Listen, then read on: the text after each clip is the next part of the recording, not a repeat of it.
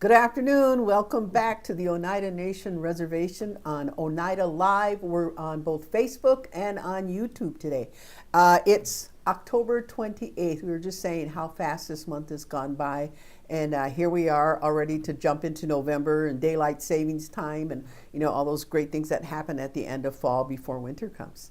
I'm Bobby Webster. I'm the PR director for the Oneida Nation. And today we have with us our recreation team. And we have Arlouine Bain, who's the director of recreation. We also have Lindsey Blackowl, who's a recreation supervisor, and Lora Danforth, the sports director for the Oneida Recreation Department. So they're going to tell us a little bit about what's going on, what's happening with our kids down in recreation, the 400 plus kids that go there almost every day here and there. So Arlouine, why don't you start us off? Okay, so I will update you on the new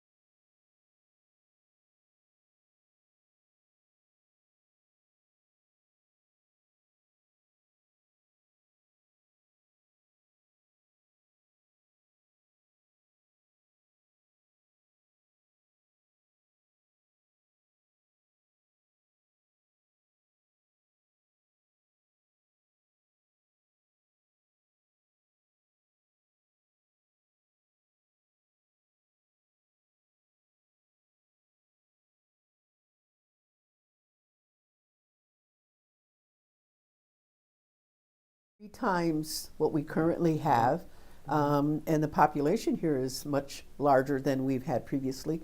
And this design is not going to have everything at once, but have the architects put together something that will be able to expand on, that will have plans to grow in the future? Yeah, it's a phase project, so the recreation center will be the first portion, and then we'll decide what the priority is, a multi-purpose field or a pool, the fitness center.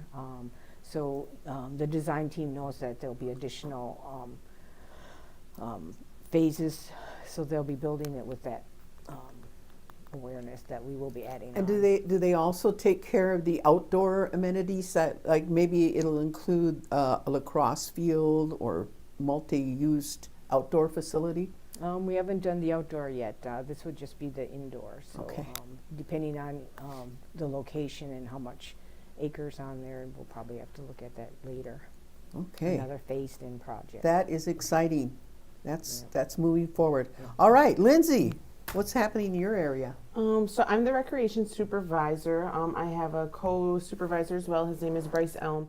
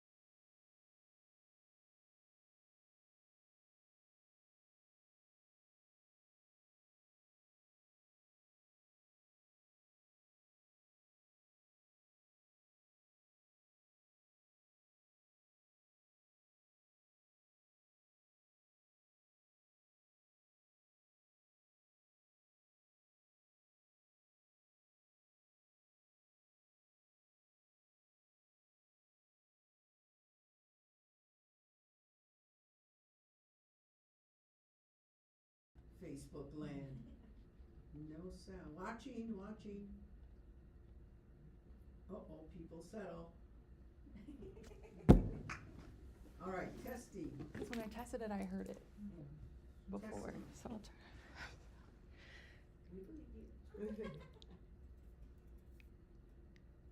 Testing.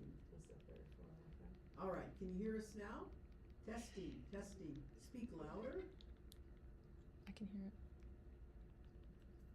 It's just speaking louder. I think you so. can hear us. Testing. Okay. So if you want to bring it closer to you, maybe Oh, whoever's I will talking. slide I'm this sorry. one. Yeah. Is it this one? Yep. Go ahead. I'm sorry, Lindsay, go ahead. Okay, so just a quick recap of what I mentioned was, so I'm the recreation supervisor for the Civic Center. I have a co-supervisor, Bryce Elm, who is the supervisor over our satellite location, the Cliff Webster building on County H. And we both have the same roles and responsibilities. Our buildings have we all have our own characteristics, so, but for the most part, we have the same goals and outcomes. There will be a flyer at the end with our new service hours that we changed this year.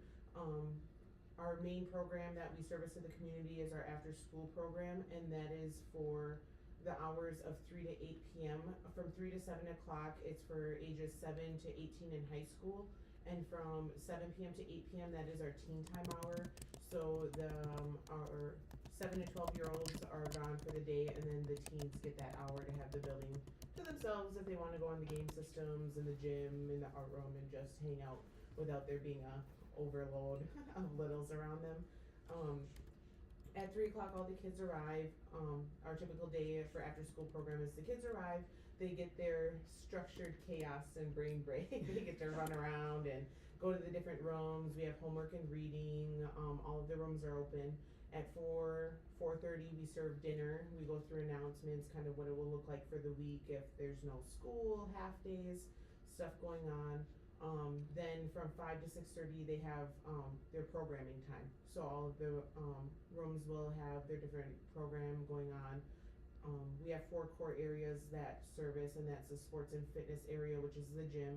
We have our learning center for education and development. That's the reading, homework help, STEM. We have our social recreation, which is the game room. We have all the systems, the pool table, Legos, tabletop games, and then we have our art room. So, and that's at both locations. So. Wow, you feed them dinner on top of everything else? Yes. Wow. Every day it's dinner. What kind of dinner do you? I mean, it's got to be easy. Yeah. And portable. Yes, it is. We try to at least get them a meal that will fill them. We aim for healthy, but it is kids. They all have their recommendations and requests. So it's up to the staff. For the Civic Center, we rotate different days. If there's really high volume days or something that goes on, I'll step in and I'll help cook different days. But the staff picks, we do the pizza, your chicken nuggets and mac and cheese, spaghetti, all of all of that good stuff. We are in the works of switching to more bison, so hopefully within the next month or so we'll be going more healthy, heartier meals. All right. Sounds good. Sounds like you got your hands full. Yes. All right, Laura, tell us about how handy your program is. My name is Lora Danforth.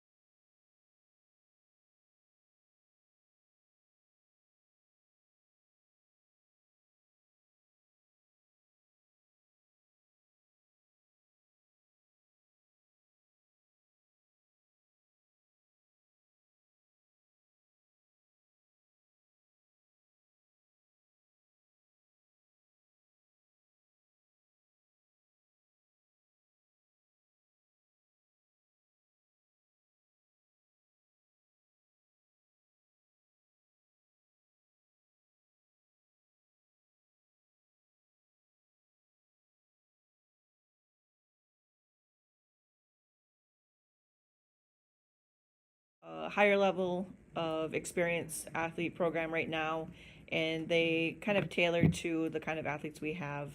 So Those are the two fitness programs I have right now. Those will be ending soon, and we will be looking at starting the next session come roughly January.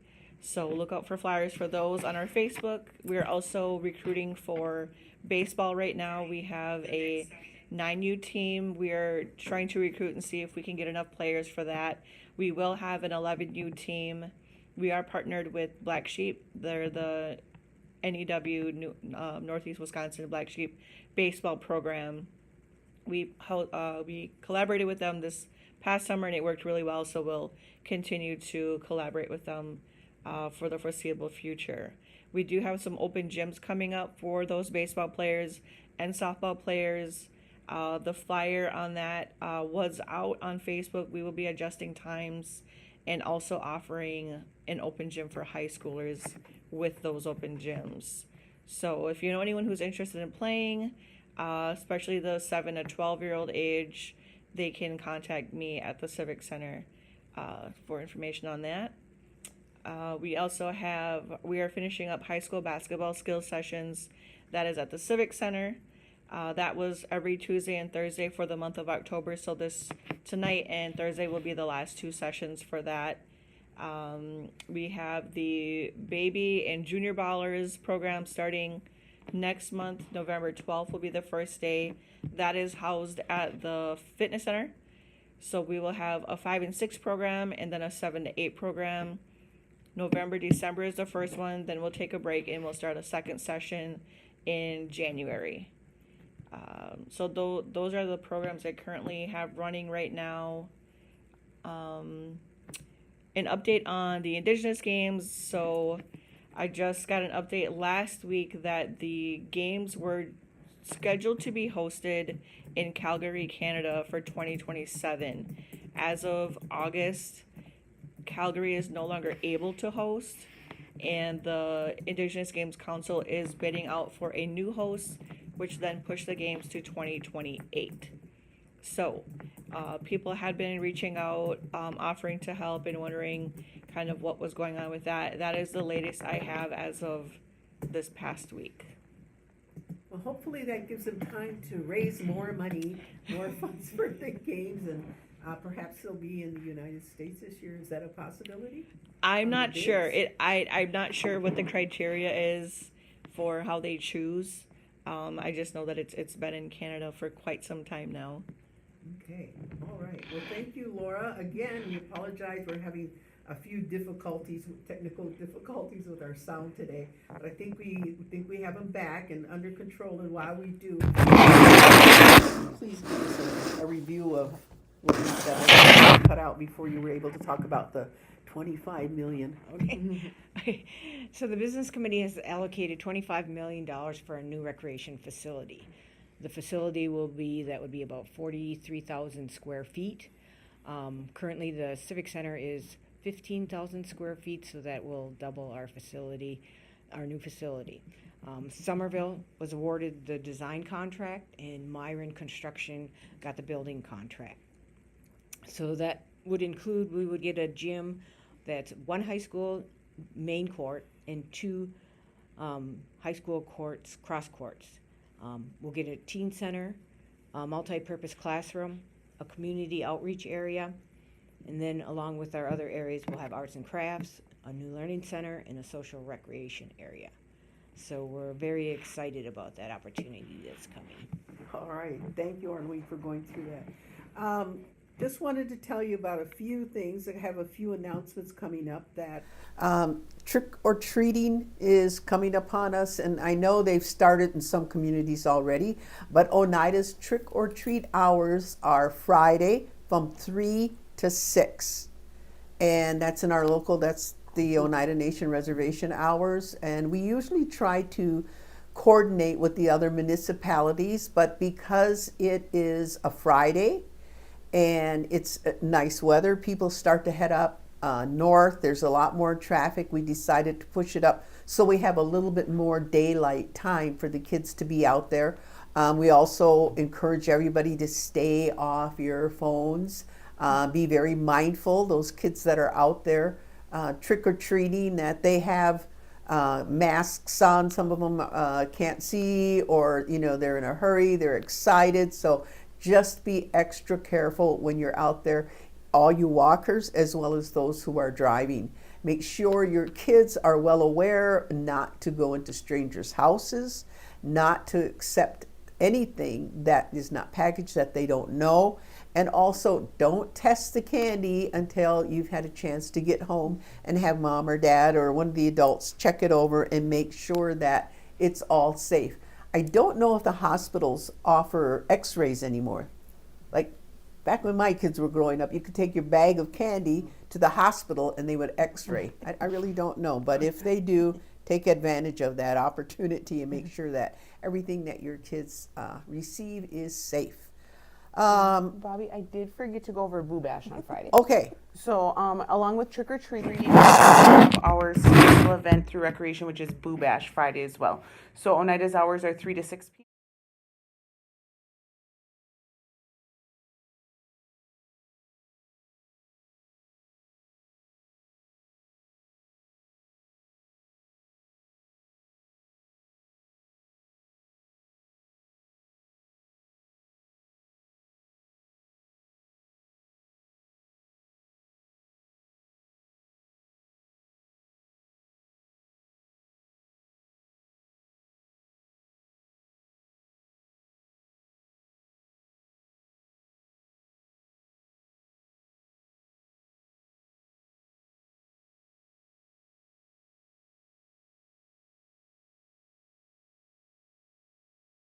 Good, thank you. Let's see. And the last announcement I have is the Giving Tree. The Oneida Economic Support Department has once again initiated the Giving Tree, and that's going to start very soon. Watch for the notice in the Gully Weesox as well as on our Facebook page and our website. And that's where we take a collection of anything that we might be able to rebundle and give to needy families. Nice, gently used, if not new, coats, hats, boots, mittens, gloves, scarves. With the cold weather coming around the corner, we do want to try and make sure that our kids and our families are well prepared. Again, Boo Bash starts Friday at 3 o'clock all around Site 1. Oh, 6 o'clock. 6 o'clock. It starts at 6 o'clock? Yeah. Okay, 6 I'm to 8. sorry. Trick or treating is from 3, starts at 3, but the Boo Bash starts at 6 p.m. You're telling us to quit fooling around with that microphone, so we're After sorry. everyone's regular shenanigans, come down and see us. All right, after your regular shenanigans, come on down to Site 1. And also, you'll see every day as you're driving by, our DPW department, which is awesome, have been getting our lights ready. So we have our lighting the bridgeway and the trees on November 20th. So you can see we're getting ready for that. The Boo Bash Recreation is constantly busy. When you get all these kids in there from 3 to 8 o'clock, I mean, that's 5 hours that you're taking these children in and giving them something constructive and safe to do. So thank you, Recreation. Thank you for all that you guys do, all the planning, keeping our kids entertained and busy and educated. I mean, all these things at the same time. And not only that, you feed them too. All right, thank you so much. We'll see you Thursday. Nugiwa. Bye, guys.